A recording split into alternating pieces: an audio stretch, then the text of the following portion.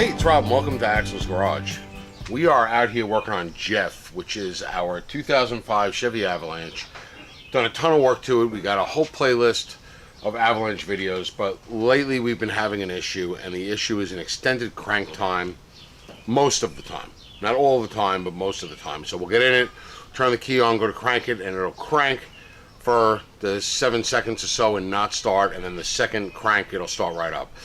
Sometimes we'll get in it and we'll prime the pump a couple times and it'll start right up. Sometimes it won't even start up after priming the pump a couple times. You have to crank it, then let off, then crank it again, and it starts right up. So we narrowed it down to a fuel pressure issue. We're losing fuel pressure.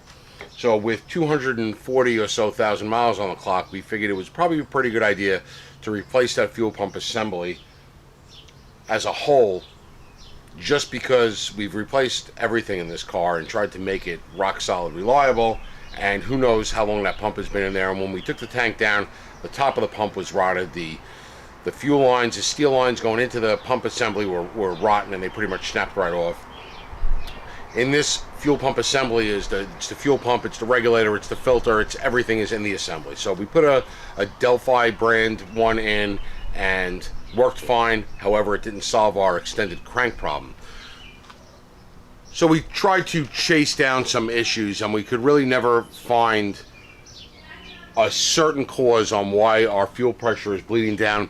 And the weird thing was, it bleeds. We did the pump twice, by the way, just to make sure, to rule out a bad pump or a bad check valve in the pump. The weird thing is, you can see we have our fuel pressure gauge on. This car's been off for about 10 minutes, and we've already lost 12 pounds of pressure in the system. We shut it off at 52 psi, running at 58, shut it down 52, and now we're at 40, and it's only been about 10 minutes. However, it's not the same every time. It's vastly different every time, and that's probably the reason why sometimes it starts right up and sometimes it doesn't, because it's different every time, and we can't figure out why. Everything from the fuel rail back is dry. I don't have leaks, I don't have any fumes, I don't have any fuel smell, I don't have trouble putting gas in the tank. Everything seems to be fine. We replaced the pump twice. So we're breaking out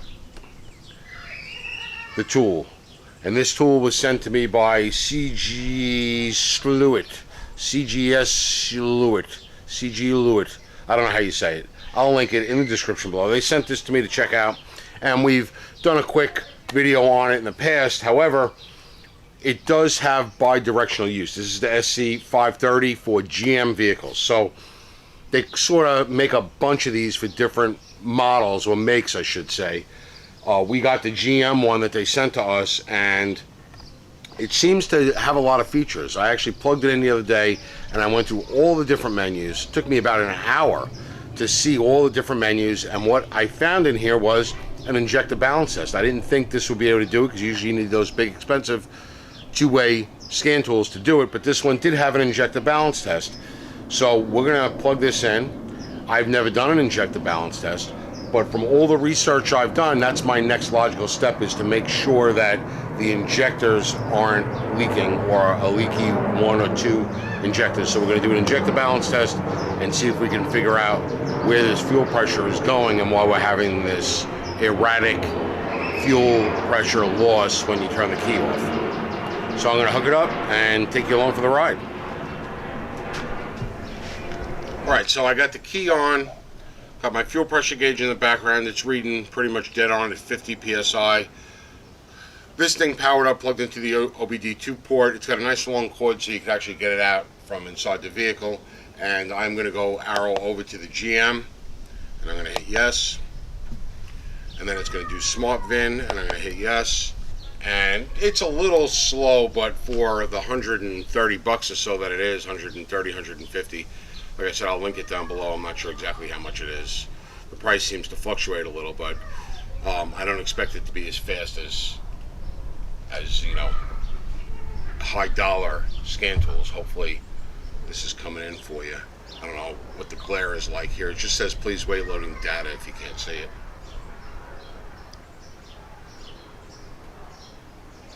You can see in the back my fuel pressure already dropped 2 psi.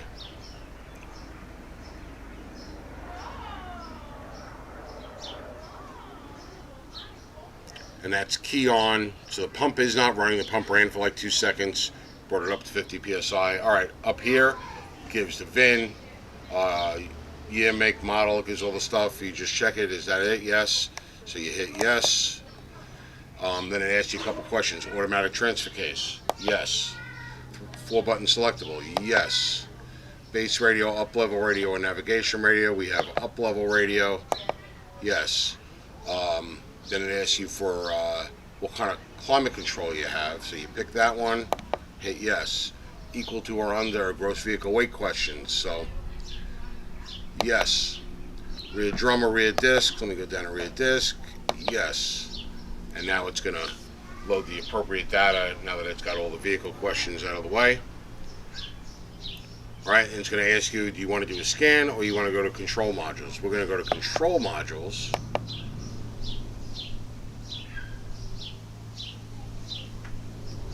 The only difficult thing I find about using this one, it's not specific to this scan tool, is it's got all these tests and all these modules in it and all these things you could do, but you got to find them, and finding them isn't always the easiest, especially if you're not used to doing this much. So it's got a whole list, and you could scroll down, it even goes farther, of control modules that you could potentially have tests in, and I believe we're looking for one that's in the powertrain. Right, and trouble codes, freeze frame, ECU information, live data, active test, special functions. I don't know whether it's an active test or special function, so we're going to try that one first. Transmission, automatic transfer case or engine. Let's go engine. All right, fan relays, malfunction indicator lamp, AC relay, evap stuff, loop status, fuel pump, fuel gauge. Okay, so it's not in that one. So I'm going to back out by hitting N, back out by hitting N, and let's go special functions. Yes. All right, engine, cylinder power balance, fuel injector balance. There it is right there, fuel injector balance. Yes. All right, make sure that all fuel lines are connected. Connect fuel pressure gauge to the fuel line. Each fuel injector can be flowed/pulsed once per ignition cycle only. So we're good there. F3 is okay. All right. Fuel injector balance. So now, I think you're supposed to look at the gauge, right? And it doesn't tell me. It says injector 1. You could move that over. So let me hit yes and see what happens.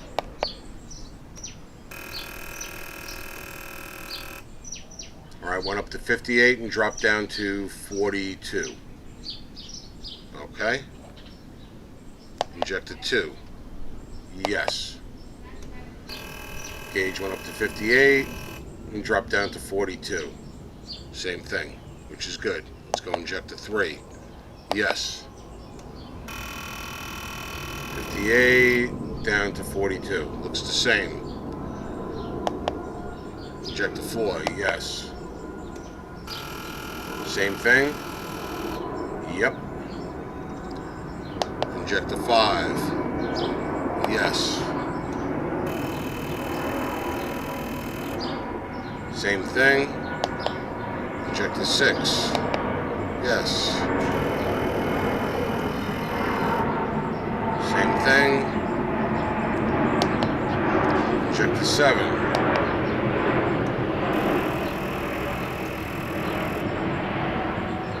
Same thing. Injector 8.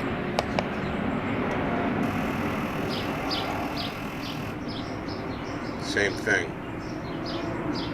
I was really hoping to find one that was off. So, that's all it's going to let you do. It's not going to let you do another one because it doesn't want you to flood the cylinder out. So if I go no, it comes out of that test.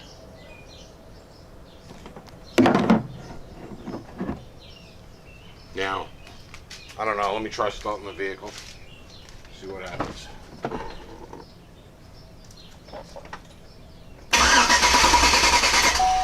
So that's exactly the issue I have. Now if I cycle the key again,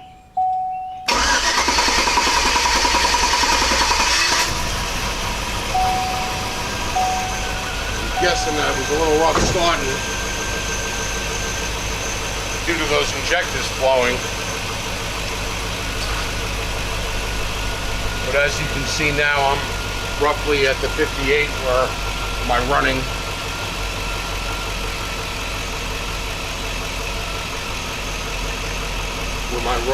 PSI is, right about 58. Running a little bit rough, and I'm just assuming that's because we did that balance test. Alright, so I'll let it run, smoothed out a little bit. Now I got the key off, and I'm going to take this back to the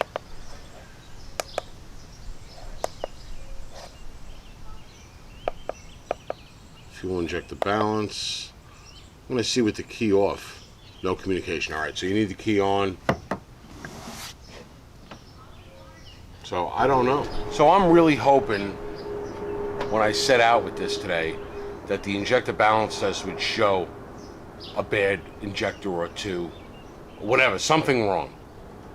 And we ran through them all on video, and they all did exactly the same thing. So I started the truck up, let it run. You saw it ran rough because I put fuel into all the cylinders, and once it smoothed out, gave it a little gas, let it idle for a couple minutes, shut it down. Now remember, I had reported that sometimes the truck would start right up, sometimes it would be an extended crank. And my mind was thinking that maybe I have a leaking injector, and that injector is leaking not all the time, depending on where it is in the cycle of that cylinder on that engine. Is it drawing vacuum in it, causing the injector to leak down? Do I have a leaky injector that's only making a difference when the cylinder is in a certain part of its stroke, of its 4 strokes, that's causing the extended crank? I didn't know, but it wasn't the same every time. So I turned the camera off. I was kind of frustrated that I didn't find something wrong. The truck idled for a few minutes. We turned it off, and I ran the test again. And I did the test again, and I had cylinder 3 dropped to in the low 30s, where every other one did its test, bouncing around 58, and then, or it clicked right up to 58, bounced around at 58 while the injector's getting pulsed, and then you heard that noise, and then it went down to just over 40. Except for cylinder 3. Cylinder 3 now is just over 30. And that was the only one down that low. So I'm kind of happy now, and I'm fixating on 3, and I'm going to run this test a couple more times, and now I'll just check like 3 and 4. I don't need to check all of them. Or 2, 3, and 4. I'll make sure 2's good, I'll make sure 3's good, or hopefully 3 will be bad again, and then 4, and I'll check it like that and see what happens. I'm hoping that 3 keeps showing a problem, and then I know I got 3. And then it's only one bad injector. Could one bad injector be driving me bananas? It's very possible. I'm going to do it a couple more times. I'll set up the camera so you could see it. Hopefully, we catch it all. Alright, so it's running for a couple minutes. Whatever flooding that I caused is pretty much out. It's a little shaky yet, but running for a few minutes. I'm pretty confident that we're in a good spot. So what I'm going to do is give it a little gas to make sure.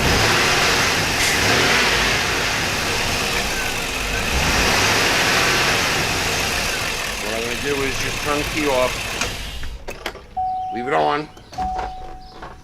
So the ignition's on, engine off, and you can see I'm right about the 52, 53 PSI that I am normally with the engine when you just turn it off. I'm going to go on here to fuel injector balance. Hopefully I'm on the screen.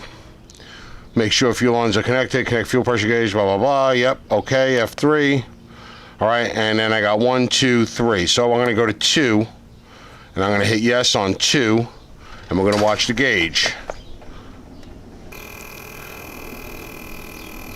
All right, and it stops just above 40, just right at 42. All right, and that's injector 2. Now I'm going to go injector 3 is our possible suspect.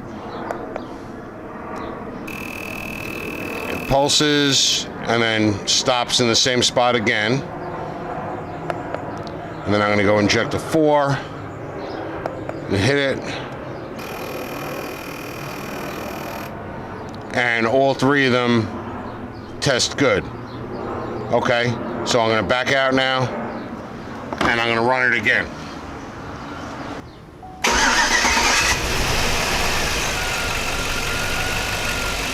This time much easier to start because I didn't flood out every cylinder there is. I'm just going to let it run for a couple minutes. Kill it.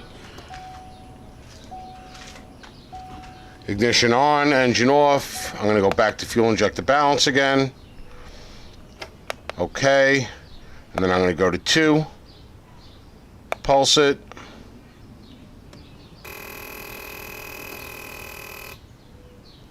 Okay, and then I'm going to go to 3, pulse it, and again 3, test good again. We go to 4, pulse it,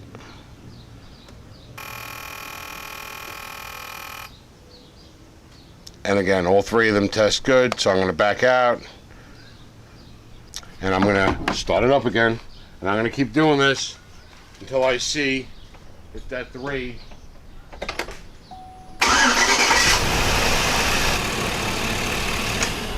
So a week out late, test results were still just inconclusive, I guess you would call it. You know, it seemed every time I cycled that key or let it run, turned it off, I got different results.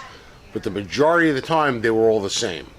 And every once in a while, after running it and turning it off and doing the balance test, I would get 1, 2, or possibly 3 that were a little out of whack from the others.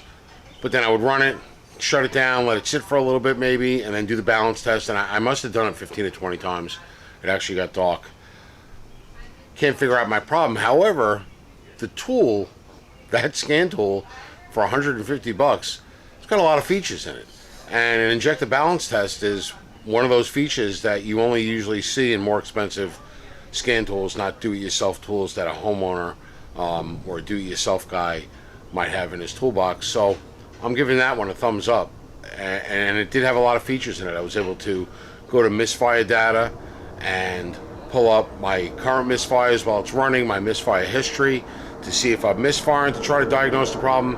And although I wasn't able to diagnose my problem with that tool, the test that I did, I was able to do, and I'm pretty confident after doing it a bunch of times, I don't have a fuel injector problem.